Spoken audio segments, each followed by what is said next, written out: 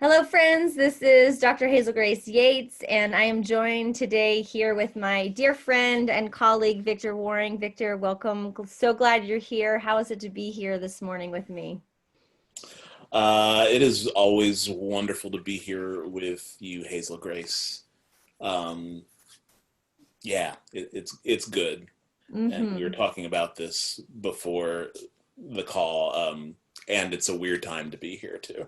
So yeah, Yeah, just like general theme of 2020 being weird, and then particularly what's happened for you in the last week is also super weird.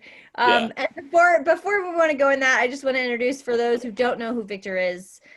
Victor is you're coming to the virtual intimacy retreat, which is our third one, which you are Yep. one of our facilitators who's been there at every single one of them, Oh wow. Okay. and we're super happy to have you back. And you're going to be delivering Being White, Deepening Intimacy Across Racialized Somatic Trauma. And Yes. when the producers saw your workshop proposal come through, all four of us were like, fuck yes, we are super excited to have you. And the work that you do in the world is you are a somatic sexuality educator and anti-racism educator. Whew. Yeah. I noticed, like, just even saying that title, the potency and the timeliness of it, and like the excitement of it and the intensity of it. And have you led this particular workshop before? Not as a workshop. So that'll be newish for me. But part of my work is working one-on-one doing somatic coaching with people in regards mostly around whiteness, often with white clients, um, and bringing in the somatic piece and bringing in the trauma piece. Uh-huh. Um, yeah, and then weaving that with, I mean, my background is also as a psychotherapist, so that's part of somatic psychotherapist. Um, and then I just want to give a shout out to an inspiration for me in diving more into this, and that's with Resma Menakem, Mhm. and the book My Grandmother's Hands, which is all about racial trauma. Oh my That's gosh. been a big been a big inspiration, and a lot of people have been reading that book. So Yes, it is such a profound book. yeah, I'm totally loving reading that book right now. I'm just going through it so slowly because there's so much there. chew on. Yeah, totally. Hmm. Um, and before I want to talk about your workshop, I also just want to name like what's going on in your life this week. Yeah, And yeah. you have lost your home and most of your possessions except for your laptop and your cats and a toothbrush, I think you wrote. Yeah, and my passport. And your passport. Yeah. Okay, yes.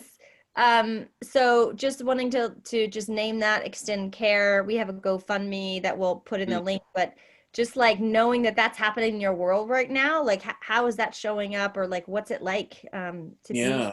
in that right now? Yeah. So yeah, I live in Oregon, Ashland, Oregon, and Ashland was the origin of a really significant wildfire that tore through a couple of towns to the north, and so my home burned to the ground, and I had about 10 or 15 minutes to get out. So, so I am in shock, and I'm in a trauma grief process myself, Yeah, um, and it feels like I'm just in it. Uh, yeah. and I really, in my work and in my life, I really honor grief as something to move Mm, and to let have its breath. mm, So that's my practice mm. Yeah. right now, and I've got a lot of good people around me, so that's helpful. Yes. Yeah. And it makes so much sense to me that you have literally hundreds of people to love you and support you because you are such a contribution and a gift to so many human beings and to so many communities. And um, it's fun for me to watch kind of like the reciprocity of how you've shown up I Mm, say generously, and like mm, getting to witness you feeling care and support by people who love you is just um, I'm appreciating it to enjoy that, witness that for mm. you. Thank you. Yeah. Yeah. Um, so my curiosity in this moment is I'm wondering if this personal process that you're going through on your grief, and your home and all of your possessions, I'm curious Mm. how that might influence this workshop that you're leading, because I'm imagining doing racialized somatic trauma work, grief work is in there as well. So is there any, can you imagine any sort of link there?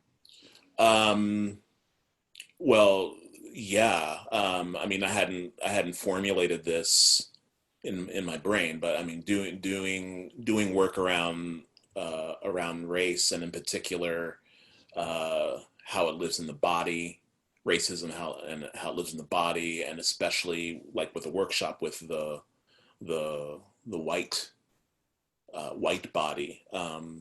It is grief work. And so my sense is that when I'm in grief, I'm just raw.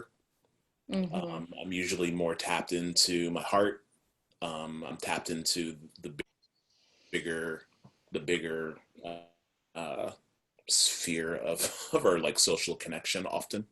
So I'm sure Mm-hmm. that's going to be in Mm-hmm. in the work there. And yeah, there's just like less of a veil between me and truth. So Yeah. that was helpful doing this Yeah. stuff. Right.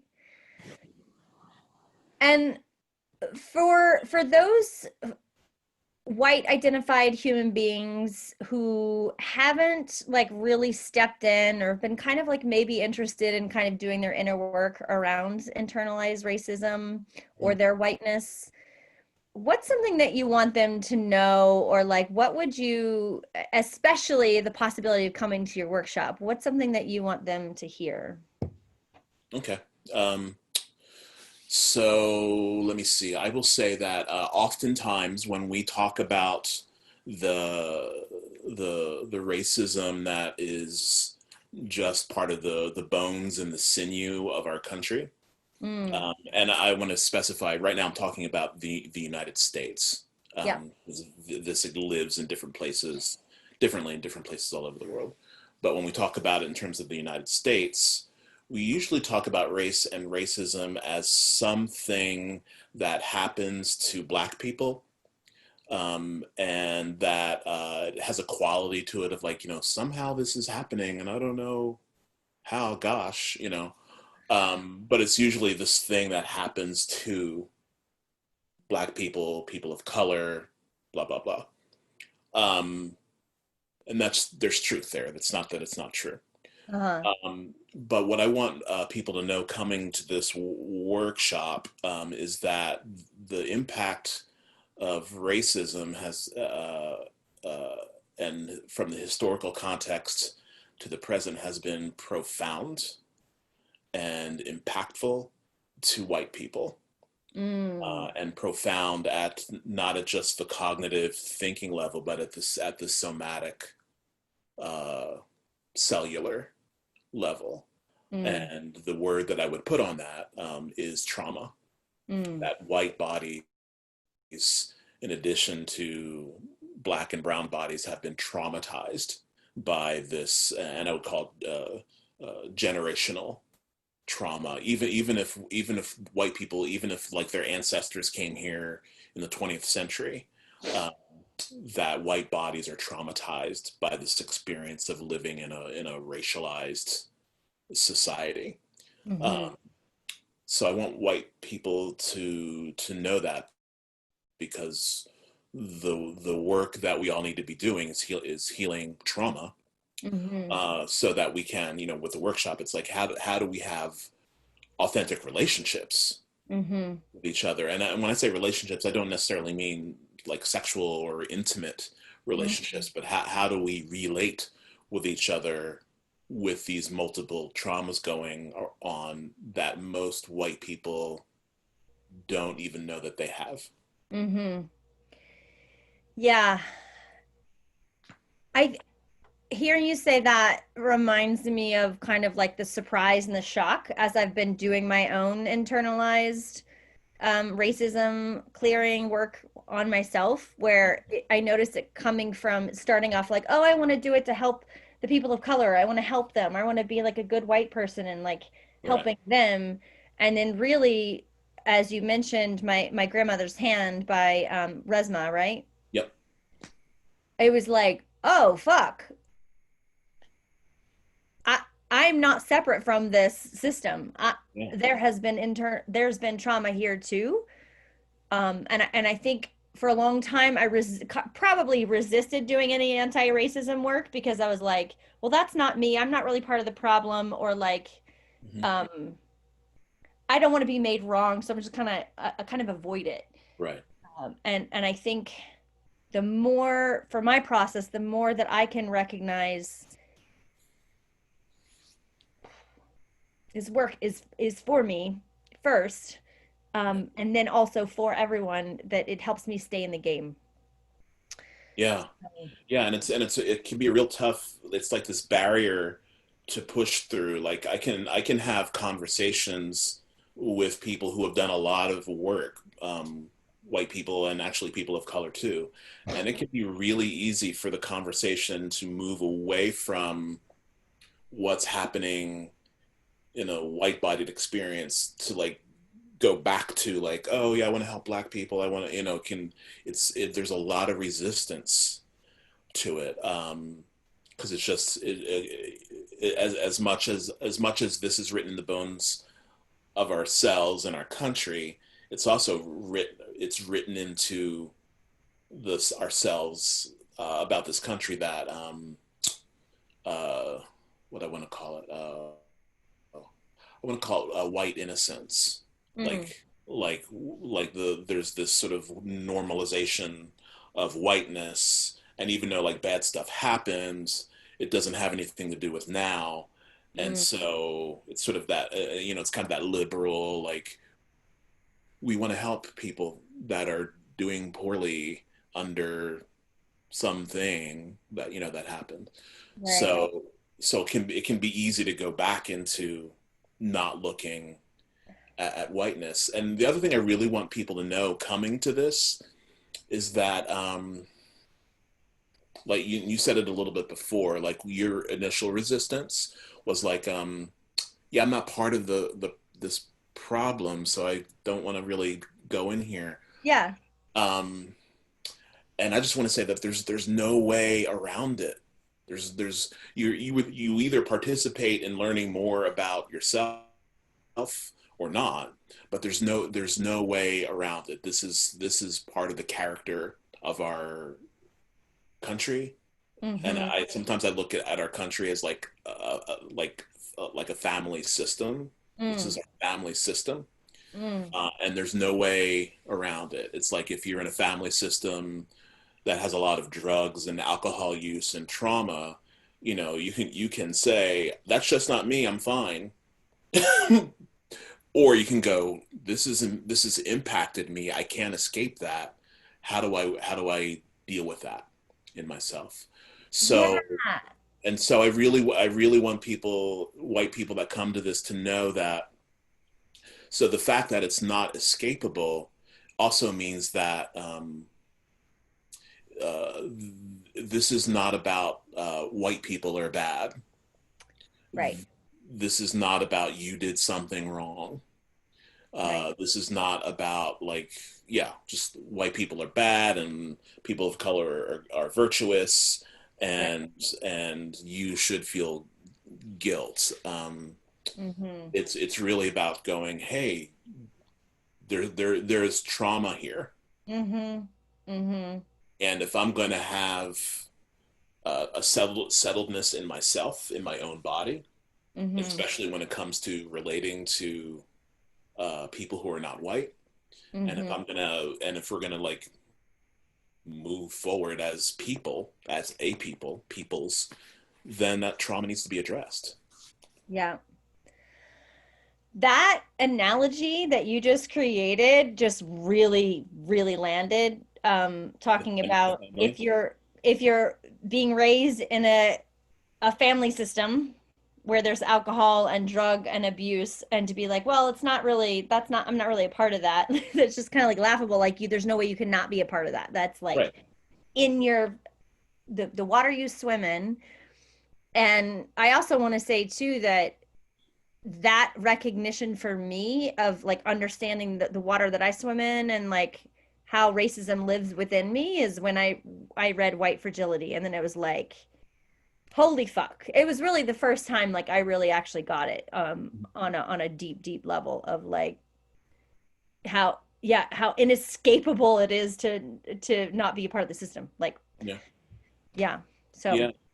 And then in terms of the intimacy piece, because I keep mhm, wanting to come back to that, because we live, I mean, obviously we live in a multiracial society, and there's a lot of things that stand in the way of the relationships mhm, in the society. And even because again, this is another place where people can go, well, not me. I want to say to every white person out there, even, and this is the question of degree, but I just want to say that there is something that stands between any relationship that you have with a person of color. mm, There's something that stands between you. And I'm going to make a broad brush statement, and people hate those things. And I'm even willing to say that, and maybe I'm wrong. Maybe you're special, whatever. But it's a good inquiry, because we're talking about intimacy and um, what can make people be more authentically close with each other. And I'll speak for myself, but I'll spread it out to people of color, maybe in general, and maybe I'll hear about that too. But when I speak for myself and generalize it a little bit, I feel way more connected and comfortable and authentic and trusting of white people that I interact with when I know they're doing their fucking work, when I know that they're addressing and trying to understand these things. Otherwise, it's hard to trust.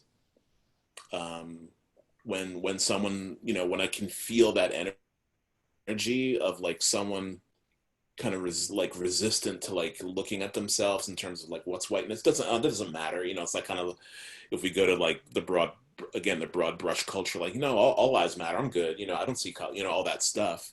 I'm like, yeah, okay, well, I am seeing right now the level to which I'm interested and willing to being intimate yeah, with you, because it's the one difference, or one of the differences between black body experiences and white body experiences, is that when there's not trust there, it's dangerous. Like, it's mm, dangerous for me mm, if I'm interacting in some sort of relationship with white people who mhm, don't address this, mhm, because if something falls out from that, it's usually going to land on me. mhm, Yeah. So yeah, it's about building intimacy and authentic intimacy. mhm. Right. Which to me, the paradoxical thing, it's it seems so paradoxical and counterintuitive Mhm. because I remember one of the kind of more edgy, radical, bold posts that I posted on Facebook was Yeah. saying, I'm a racist and racism lives within me. It was like, I can't believe I'm actually going to write that. And then, like, now I'm sitting looking back and be like, yeah, that makes sense and that fits and lands. And what was wild is that I had a very dear friend who is a person of color who messaged me, was like, I trust you now. And I was like, what? I just said I'm racist and you trust me now? Mhm. And it's so counterintuitive because it's like I'm willing to look at my stuff, and then that created intimacy and connection that I thought I would have been socially isolated and like rejected. Yeah. Yeah, and again, I mean, it's this is hard stuff, because when people hear the word, like you just said the word racist, um, and when people hear that word, they hear bad, and Right. there are certainly bad ways of being racist. Like, there are overt racists who do bad things and intentionally. Right. And maybe at some point there will be nuanced words, but I'm not really into that so much because people try to nuance words when they want to try to disown something. Oh, They're right. like, well, is there another word that we can use instead of racist? It's like, well, let's just use that for now. But anyway, people hear that word and they think bad, and they think I'm bad. I mean, if the white person, I'm bad. Right. I'm going to defend myself in every way possible from having that word applied to me, because there's in addition to the oppression that's part of our history, there's also decades and years of shame, Uh-huh. which is also part of the trauma of whiteness, of like racial shame. Like, I do not want to be seen as this. I don't want to be seen as part of this. I don't want to be, yeah, when you feel someone like defending themselves so much from that identity, Right. that's hard. Yeah, And totally. sometimes you'll hear, people of color say like, it's some in some ways it's easier to deal with people who are just straight up, like, if they're openly racist. I mean, it's not fun, but in some ways it's easier. It's like, okay, yeah, I see where you're bringing, and I know how to deal with you. uh, Uh-huh. versus someone who's sort of coming with like, I love everybody, and I just want us all to be good together. I'm like, that's wonderful. And what do you know about what lives in you? Because if you don't know that, there are things you're going to do Uh-huh. that will potentially be harmful to me emotionally, possibly, in other more concrete ways. Yeah. Um, as you describe that, like the overt or person who's like clearly like I'm racist and you're like I know where you stand, that it's interesting. I can really feel it in myself of being like in some ways that's not a little bit easier to deal with because you like you said you know how to be with them, but the like kind of like I don't know how to explain it, but like I get what you're saying. When someone to me feels like too positive or it's like I can't trust them. It's like I'm not being really clear, but I think I'm getting what you're saying. Because if someone it's like spiritual bypassing or someone that feels like too optimistic or too positive, it's like I can't I can't feel you. I can't feel your authentic self. So I don't trust you. I'm gonna kind of like Yeah. Well, but I'll put it in the context of another type of relationship. Let's say just like a sexual relationship, and gaslighting. You know, mm, a lot of gaslighting isn't necessarily happening because the person doing the gaslighting is intentionally thinking, "Oh, how can I like gaslight this person?" mm, But they're operating from like this split way of being. So on the one hand, they're doing things that the other person is going, oh my God, or they're like going, something's wrong. I don't trust this. And on the mm, other hand, they're going, nothing's wrong. What are you talking about? What do you mm-hmm, mean? mm-hmm, You know? mm-hmm. And it's very, I actually never thought about that before, gaslighting, but it has a similar quality to it. Yeah. Yeah. Whoa, okay. Yeah. Uh-huh. That makes sense. Things are clicking. Yeah. Wow. Awesome. So just to give an example, I mean, there's a million of them, but because we're talking about the body, and we're talking about like trauma, like, and people go, well, what's an example of that? So a good example is, if you've heard of like secondary trauma or indirect trauma, um, or witness observer trauma.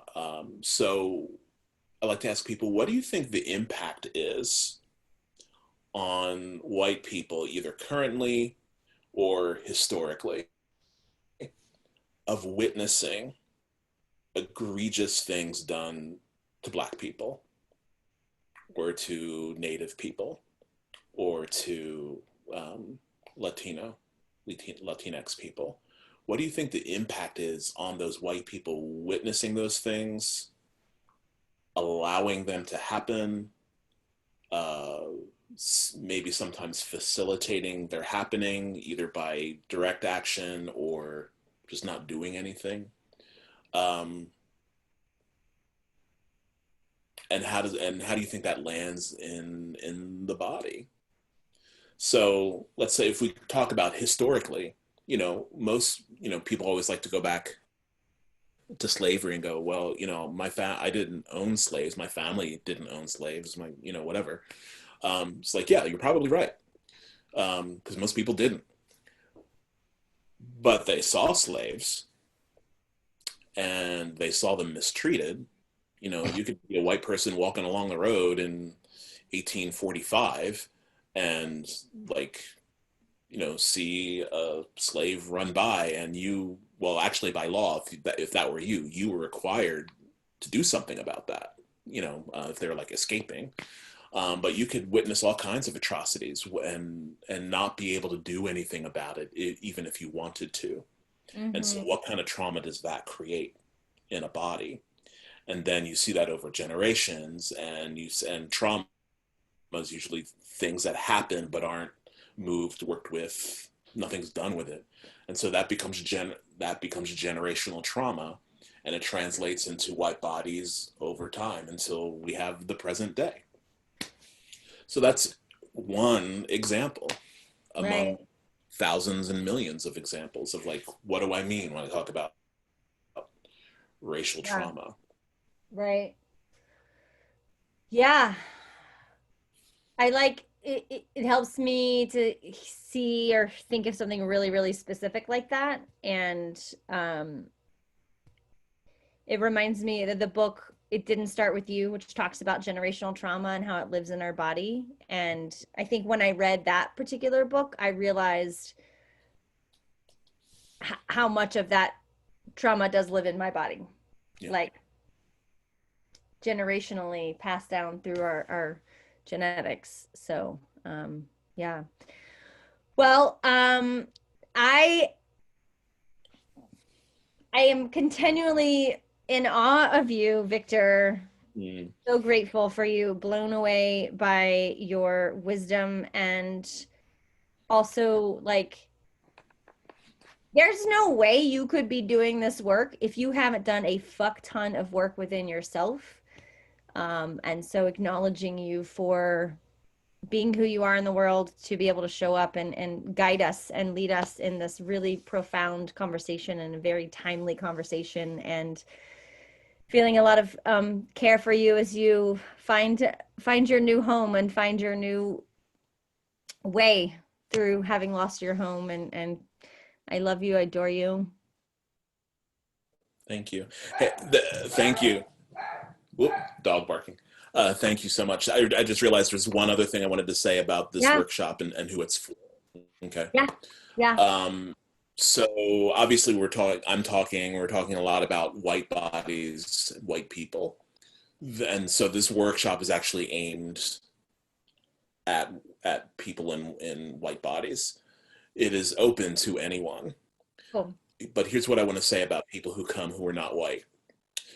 You are welcome to come, and I want to invite people who come who are not white to be to come if you feel like you can take care of yourself, Mm, mm-hmm. because oftentimes people of color will step into white environments and hear things that sort of white people are learning about themselves, and it can be impactful.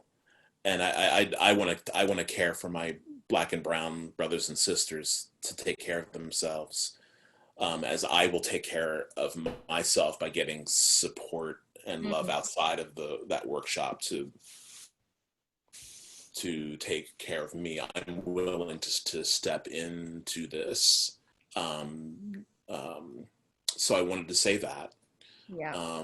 And I also wanted to say that if you come as a person walking around in a white body, um, it's not for debating whether these things are true. So if that is kind of why you're coming to it, I would say don't. Because I'm not going to debate whether racism exists. I'm not going to debate whether there's a such thing as racialized trauma. Mm-hmm. I'm not going to debate, that's not what it's for. Right. Totally. So those are the things I want to make sure I said. Yeah. Beautiful. Thank you. I love the clarity, and I love the line in the sand of just like, this is who it is for and this is who it's not for. Mhm. Um, yeah, beautiful. Awesome. I love you, Victor. Love you, Hazel Grace. Mwah.